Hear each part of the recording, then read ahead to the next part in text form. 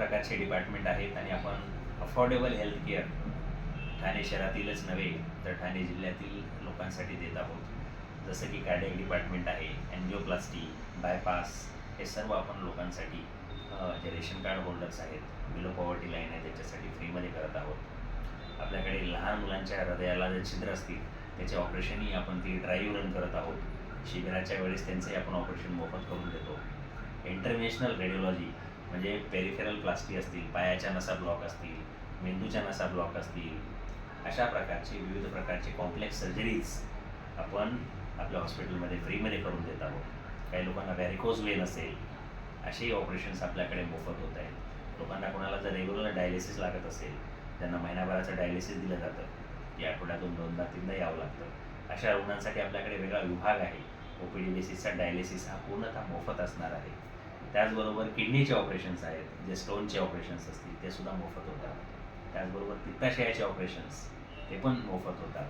अशा विविध प्रकारच्या ऑपरेशनची सुविधा आपल्या हॉस्पिटलमध्ये उपलब्ध आहे. आपल्याकडे मेडिक्लेम कॅशलेससुद्धा अवेलेबल आहे.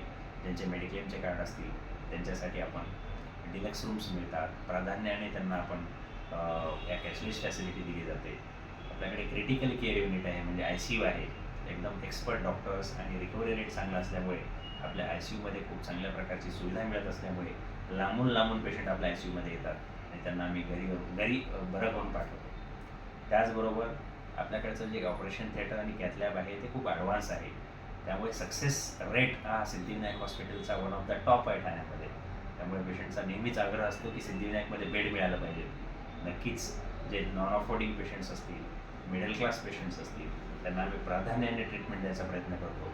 आपलं हॉस्पिटल प्रायव्हेट जरी असलं तरी आम्ही इथे चॅरिटेबल हॉस्पिटलसारख्या सगळ्या सुविधा देतो. त्यामुळे लोकांचा विश्वास आम्ही संपादन केलेला आहे.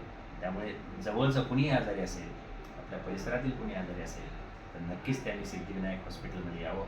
आमची टीम तुम्हाला पूर्ण व्यवस्थित करून घरी पाठवल्याशिवाय राहणार नाही. आम्ही नक्कीच प्रयत्न करू की आपला पेशंट बरा झाला पाहिजे. थँक्यू. धन्यवाद सर.